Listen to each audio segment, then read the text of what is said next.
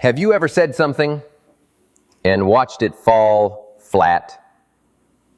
You meant to inspire, but instead the room went cold. You wanted to connect, but somehow the words just slipped through the cracks. Let me tell you, communication isn't just about talking. It's about painting, with words, with tone, with presence.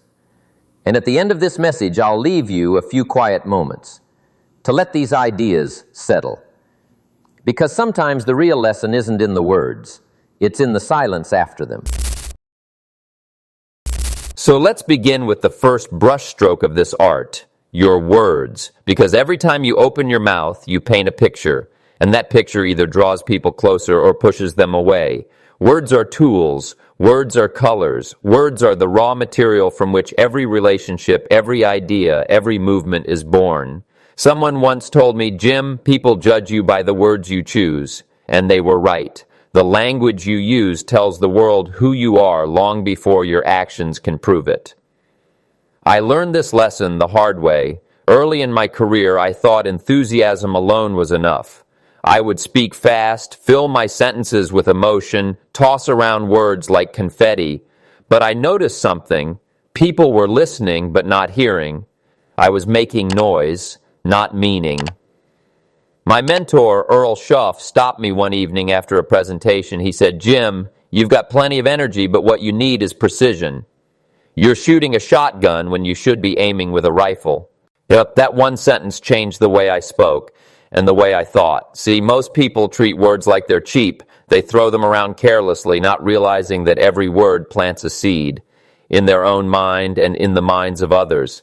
And seeds grow. They grow into attitudes, expectations, realities. When you say, I can't, you're watering the weeds of doubt. When you say, I will, you're planting the roots of possibility. The question is, which garden are you tending? There's a story I like to tell. A young man once asked me, Mr. Rohn, how do I make people listen to me? I said, make your words worth listening to. The young man frowned. What does that mean? I told him, every word you say should either build someone up, teach them something, or move them to action. If it doesn't, it's just noise. You see, talk is easy, but purposeful speech, and that's art. If you study great communicators, Martin Luther King Jr., and Ronald Reagan, Winston Churchill, you'll notice something they all had in common. They didn't speak to impress. They spoke to express. They didn't drown people in complexity. They lifted them with clarity. I have a dream. Tear down this wall. Simple, powerful, unforgettable. Those words didn't just describe a moment, they defined a movement. Now maybe you're thinking, Jim, I'm not a public speaker. Why should I care? Because whether you're leading a company, raising a child, or asking for a raise, your words are your instrument. The sharper they are, the cleaner your music. You can't build influence on sloppy speech. You can't lead with vague language. Words reveal the structure of your thinking, and if your thinking is confused, your communication will be too. So what's the secret? Intent. Before you speak, pause. Ask yourself, what do I want this person to feel? What do I want them to do after I speak? When you speak with intention, your words carry weight. People can sense it. They lean in. They trust you. Because sincerity, my friends, is audible. Let me put it like this. Careless words are like loose nails on a bridge. They might not break it immediately, but over time they weaken every step someone takes towards you. But well-chosen words, those are the bolts that hold human connection together. They create safety, trust, belonging. I remember talking with a group of young entrepreneurs once. One of them asked, what's the most powerful tool in business? They expected me to say capital or connections. I said conversation. Because conversation builds relationships, and relationships build everything else. But here's a challenge. Your words should not only sound good, they should be good. Words are not decoration, they are declaration. They declare your values, your respect, your understanding. You don't need big words to sound wise, you need honest words spoken with warmth. Every time you speak, you're making a deposit into the emotional bank account of another human being. Use words that add interest, not debt. Words that heal, not hurt. Words that clarify, not confuse. When I was young, my father told me, Jim, be the kind of man whose words you can trust even when you're not around.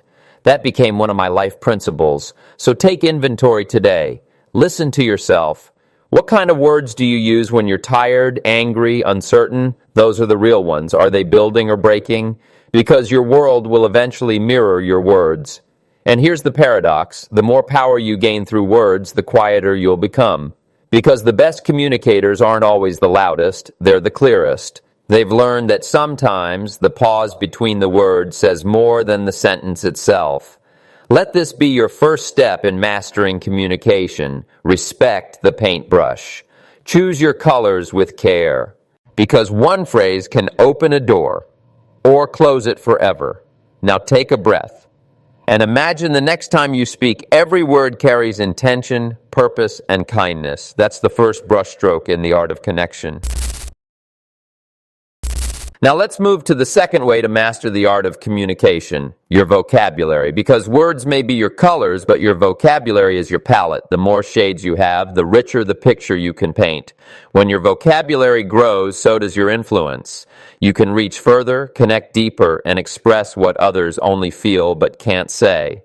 The right word at the right time is like lighting a candle in the dark, and suddenly everything becomes visible. I remember the first time I realized this. I was about 26, still working at Sears, selling for a modest wage. One evening, my mentor, Mr. Schoff, asked me, "Jim, what are you reading these days?" I said, "Not much. Just the newspaper." He smiled and said, "That's the problem. You're feeding your vocabulary junk food." I didn't understand at first, but then he explained, "If you fill your mind with small words, you'll live a small life. But if you fill it with ideas, principles, and stories of greatness, your speech will begin to sound like the life you want." That night I went home, dug into my wallet, and bought my first real book, Think and Grow Rich by Napoleon Hill. It cost me almost a week's lunch money, but I read it, slowly, carefully. I underlined every new word I didn't know. I looked them up, wrote them down, practiced them in conversation. And soon I noticed something remarkable. I didn't just sound smarter. I started thinking smarter. My mind had more tools, and with them I could shape clearer thoughts, build better arguments, dream bigger dreams. See, vocabulary isn't about showing off. It's about showing depth. When you have the right words, you don't just speak more, you speak better. You can calm a storm with one phrase or ignite passion with another. You can explain complex ideas simply. You can make people feel understood. And that, my friends, is power. I once spoke to a group of high school students who told me they didn't like reading. "It's boring," they said. "We'll learn from YouTube." I told them, if you limit your language, you limit your world, because your vocabulary is the map of your mind. The smaller the map, the smaller the journey. The larger the map, the further you can go. If you can't describe your dream, how will you ever build it? Now, you don't need to memorize the dictionary, but you do need to feed your mind daily. Read something that stretches you. Listen to people who speak better than you. Write down words that inspire you. Practice using them until they become natural. A rich vocabulary doesn't make you arrogant. It makes you articulate. And articulation is leadership in motion. My mentor used to say, "Jim, the more clearly you can say something, the more clearly you can see it." He was right. Words sharpen the mind's vision. They turn fog into form. When you know the right word, you can direct your thoughts instead of drowning in them. You can explain your pain, your hope, your strategy, and when you can explain something, you can improve it. And here's another truth. People subconsciously measure your credibility by the clarity of your speech. If your words are weak, your influence shrinks. But if your words are precise, your authority expands. You don't have to use big fancy words. You just need to use the right ones. There's a difference between speaking simply and speaking vaguely. Simplicity is power. Vagueness is confusion. I remember addressing an audience once, and halfway through I saw a man nodding in agreement.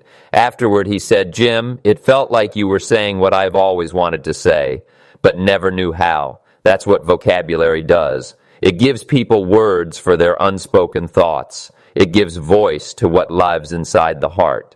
So here's your challenge. Build your vocabulary like a craftsman builds his tools. Slowly, deliberately, with pride. Learn a new word every day. Use it. Repeat it. Let it become part of you. Because when you expand your vocabulary, you expand your world. But I want to warn you about something. Vocabulary without humility is vanity. Don't use words to impress, use them to connect. The best communicators know when to simplify. They know that the goal of speech isn't to sound smart, it's to make others feel smart. When people understand you easily, they trust you deeply. So keep this in mind. Communication isn't about complexity, it's about clarity. Your words are your bridge to the world. Make sure it's built strong, steady, and simple enough for everyone to cross. Now take a moment. Think of a time when someone's words lit a spark in you. Maybe a teacher, a friend, or a stranger. Remember how it felt to finally understand. That's the magic of vocabulary used well. That's the art of painting ideas in someone else's mind. Now let's talk about the third brushstroke in this art, your tone and tempo. Because communication is not just what you say, it's how you say it. The same sentence, spoken with warmth, can build a bridge, or spoken coldly, can burn one down. Your tone is the music behind your words, and people will remember the music long after they've forgotten the lyrics.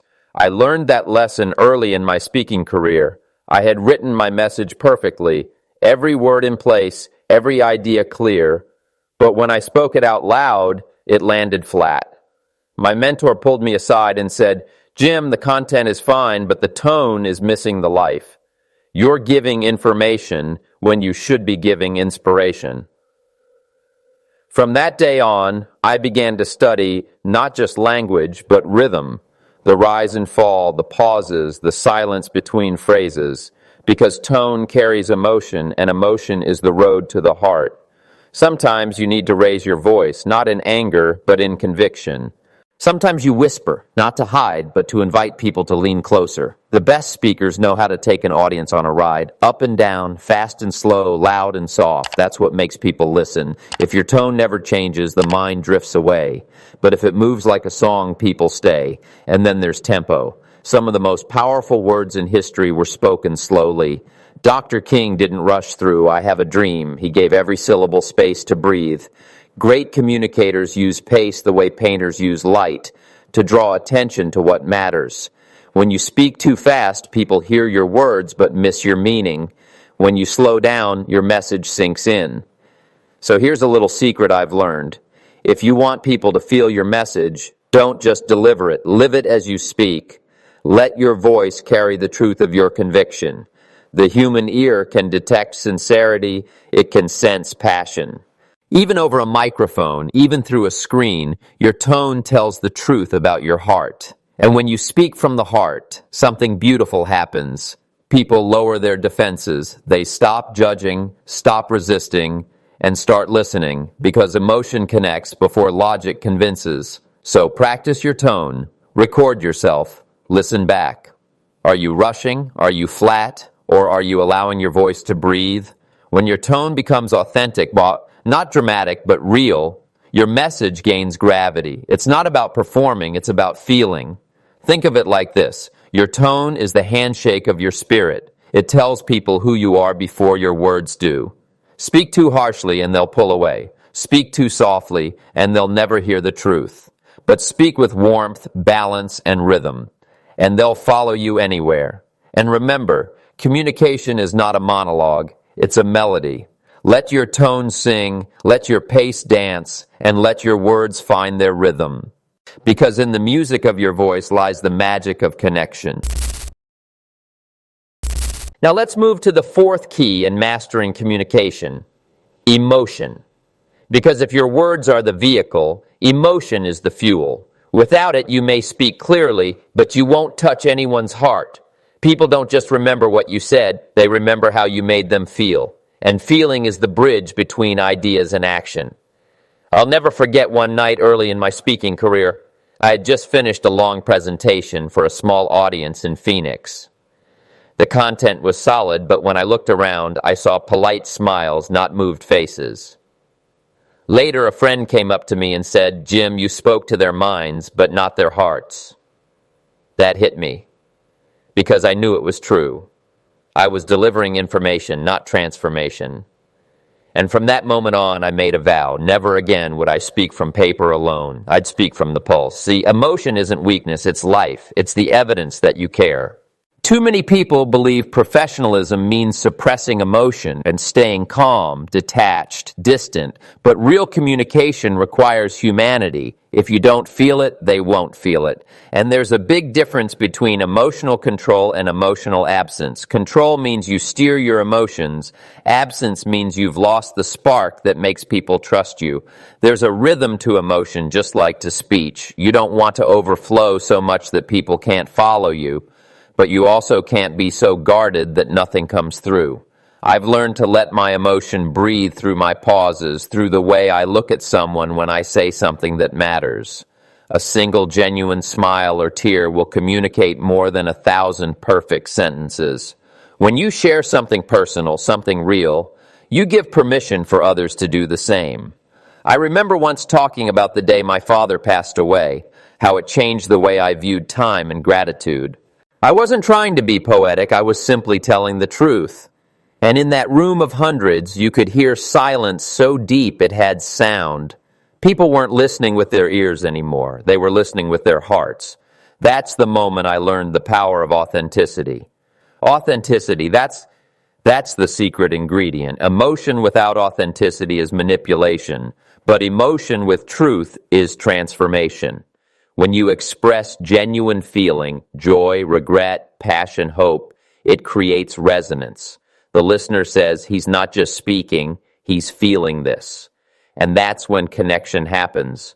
But here's something to keep in mind. Emotion is contagious. If you're angry, your anger spreads. If you're hopeful, your hope spreads.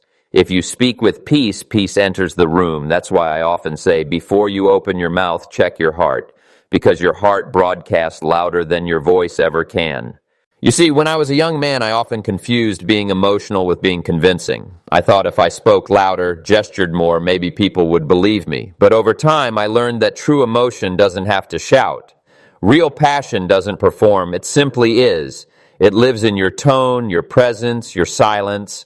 Sometimes when you truly believe in what you're saying, your voice will tremble. That's not weakness, that's honesty.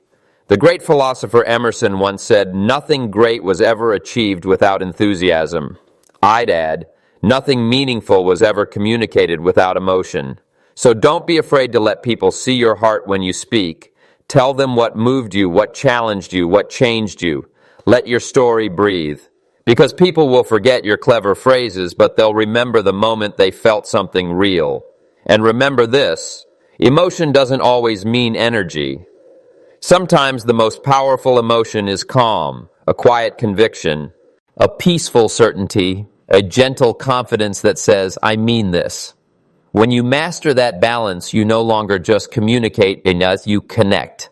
So as you move forward, ask yourself, when I speak, do I transfer information or emotion? Because one will fill the mind, but the other will move the soul. And when the soul moves, transformation begins. That's the real art of communication. Not to impress, but to express. Not to perform, but to connect. Now take a deep breath and imagine the next conversation you have. What if every word you spoke carried a little more heart, a little more truth, a little more life? That's where real influence begins. Not with your lips, but with your heart. Now let's move to the fifth key, pronunciation. Because no matter how wise your message is, it won't matter if people can't understand you. Clear speech is respect. It says, I value your time enough to make myself clear. Your voice is your handshake before your ideas ever land. And a weak handshake sends a weak signal. When I was starting out, I used to rush through my words. I was so eager to share the message that my syllables tangled together like an excited child. My mentor pulled me aside one evening and said, Jim, you sound like a man trying to outrun his own thoughts. That hit home. He told me, if your words stumble, people will think your ideas stumble too. Slow down. Shape your words. Make them stand. From that day on, I started practicing in front of a mirror. I'd read books out loud, exaggerating every sound. It felt silly at first, but it worked. Soon my words began to land with clarity, and my confidence grew. You see, pronunciation isn't just about sounding professional, it's about being understood. A message without clarity is a message wasted. And here's the truth. Clarity is power. A well-pronounced word carries authority. It says, I know what I'm talking about. Listeners can feel it. When you speak clearly, you give your audience a gift. They don't have to work to follow you. They can relax and receive. I once met a young man who dreamed of being a speaker. He had ideas, passion, talent, but he mumbled. I told him, you're hiding your greatness behind lazy lips. He practiced every day, recording his voice, tightening every vowel, sharpening every consonant. 6 months later, I hardly recognized him. His words had weight. His ideas sounded true. Because when your delivery becomes precise, your message becomes believable. So slow down. Open your mouth when you speak. Shape your thoughts into clear sounds. Don't let your words collide in a hurry. Remember, you're not racing your message, you're revealing it. When you speak clearly, you lead people through your thoughts step by step, not chase them through confusion. Pronunciation, like good manners, shows discipline. It shows care. And discipline, my friends, always builds trust. So here's my challenge. Speak as if your words are gold coins. Spend them carefully, one at a time, so each one counts.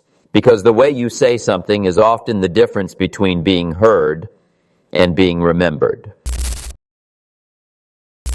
Now let's move to the sixth key, your body language. Because even before you say a word, your body has already spoken. The way you stand, the way you move your hands, the way you hold your shoulders, and all of it sends a message louder than your voice ever could. You can say, I'm confident, but if your posture says otherwise, people will believe your body, not your words.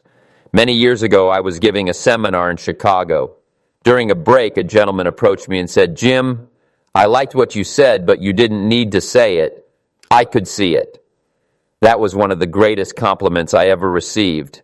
Because real communication isn't just in your mouth, it's in your presence. People don't just hear your energies, they feel that. They feel it. Think about it. When someone slouches, avoids eye contact, or hides their hands, what do we feel? Uncertainty. When someone stands tall, open, relaxed, we feel trust. That's not magic, that's biology. The human brain reads body language faster than it reads words. Before you've even finished your first sentence, the other person has already made a judgment. Do I trust this person? Do I want to listen? So if you want your message to land, let your body agree with your words. If you're talking about confidence, stand like it. If you're talking about passion, let your gestures carry that fire. You don't need to act, you just need to align. Now, some people overdo it. They wave their arms like they're conducting an orchestra. That's not expression, that's distraction.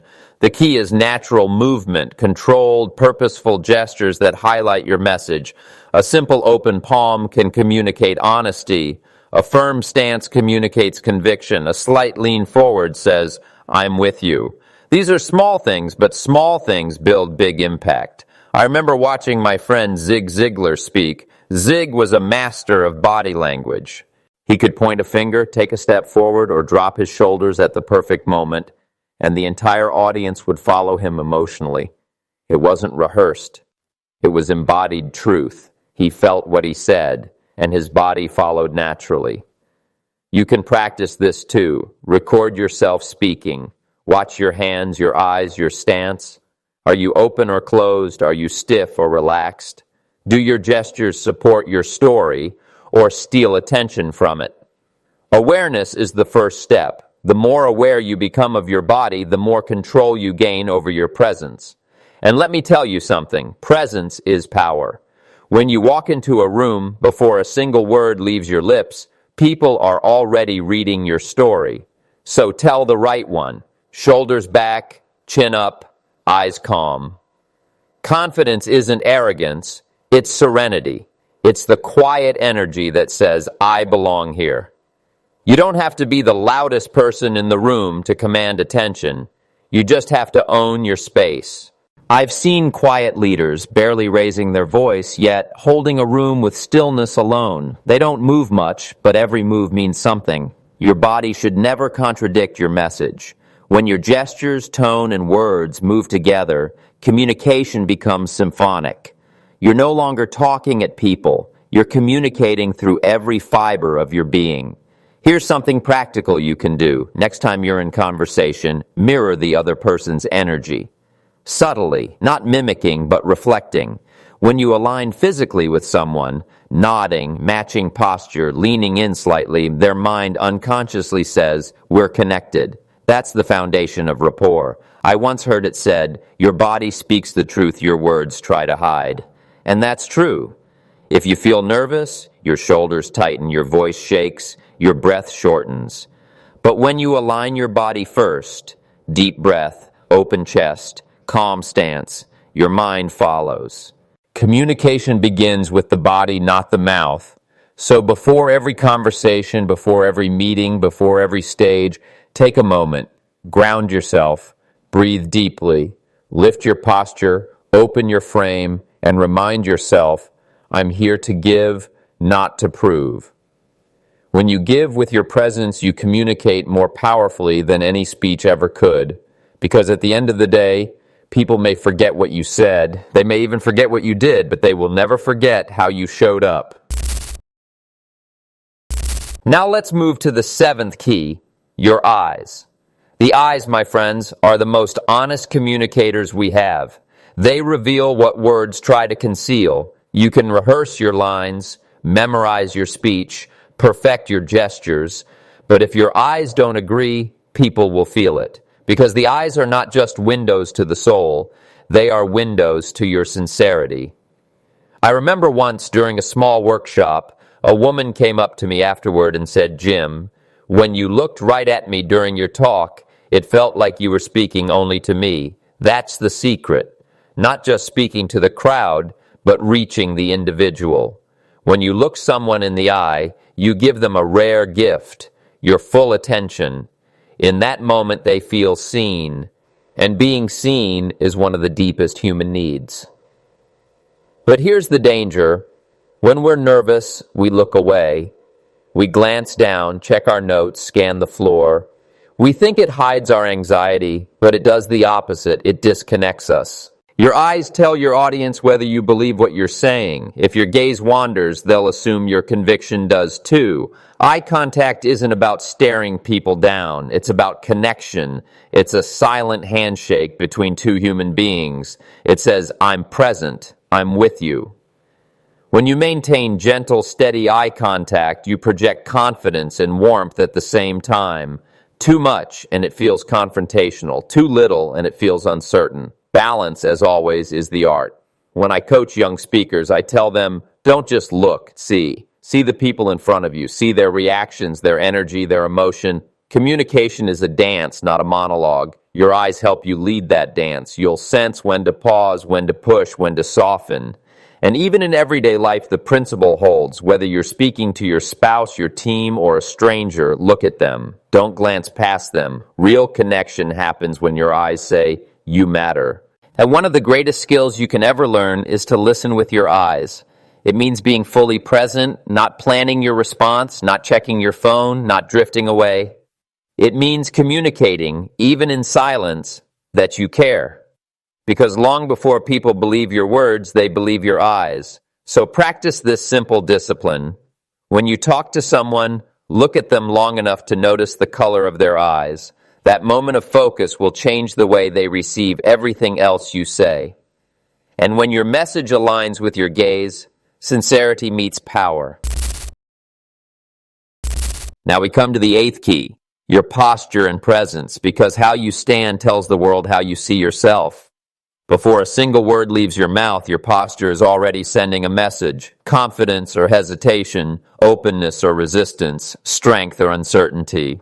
People can feel your energy before they ever hear your ideas. When I began speaking publicly, I noticed something curious. Whenever I felt nervous, I would lean back, fold my arms, almost as if trying to hide from the audience.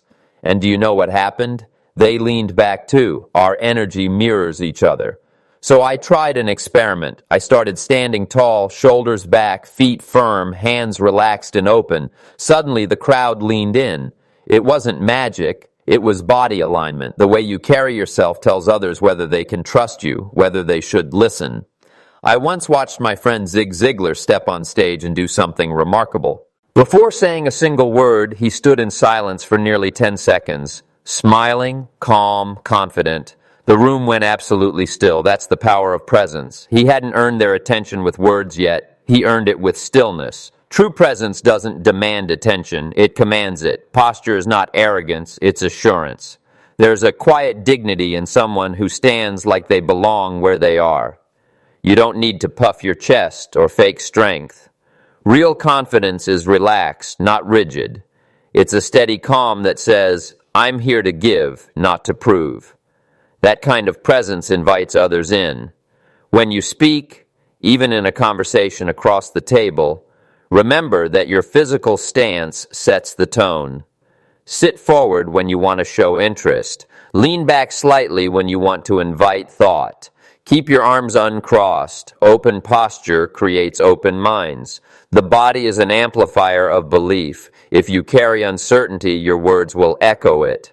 If you carry confidence, your message will magnify it. Try this. Before any important conversation, pause for 10 seconds. Stand tall. Breathe deep. Imagine your feet rooted like a tree, your shoulders open to the world. That small act tells your body, I am safe. I am ready. And your body will tell your mind the same. Because in the end, presence is not about taking up space. It's about creating space. A space where others feel comfortable, valued, and inspired. When your posture reflects peace and purpose, your presence does the talking long before your voice ever begins. So here we are, my friends, the end of our journey through the art of communication. But before we close, I want to remind you of something simple yet profound. Every word you speak carries a piece of you. It's not just vocabulary, not just tone or posture, it's you. Communication is not about performance, it's about presence. It's about the spirit behind the sound. I've met thousands of people in my life, leaders, dreamers, teachers, students, and I've learned this. The people who move us most aren't always the loudest or the smartest. They're the ones who speak from a centered heart. Their words are anchored in sincerity. Their energy is steady. When they speak, you don't just hear information, you feel truth. So when you walk away from this message, remember, your words can heal or harm, inspire or discourage, open hearts or close them. Choose wisely, because every conversation is a seed. Some grow instantly, some take time, but all leave a mark. Speak to build, not to break. Speak to connect, not to control. And speak less to impress and more to express. Years ago, I stood in a small community hall giving one of my first real talks. I was nervous, my hands trembled, but halfway through I stopped reading from my notes. I looked up, took a breath, and said from my heart what I truly believed. That communication, real communication, is the bridge between imagination and reality. In that moment, I saw faces soften, eyes brighten, postures change. The atmosphere shifted. That's when I learned sincerity has sound. You don't have to be perfect. You don't have to be eloquent. You just have to be present. When you listen, listen deeply. When you speak, speak clearly. When you pause, pause with purpose. Because sometimes the silence between your words is what people need the most. The great truth is this. The real art of communication isn't about mastering speech. It's about mastering yourself. When you know who you are, your voice follows. When you understand your values, your words align, and when your heart is calm, your message carries power. So tonight, or whenever you finish this message, don't rush to the next video, the next thought, the next thing. Take a breath. Let it sink in. Let the silence do its work. Because sometimes the most important conversations happen inside you after the talking stops. Now, as we close, I want to leave you with this thought and a few moments of quiet. Every great artist steps back from the canvas to see the masterpiece more clearly. Do the same. Step back. Look at your life, your relationships, your words. Ask yourself, what picture am I painting? Let the answer come not from noise, but from stillness. So let's sit in that stillness together. No more words needed, just reflection. Because sometimes, my friends, the greatest wisdom doesn't come from what we say, but from what we finally allow ourselves to feel in the silence after.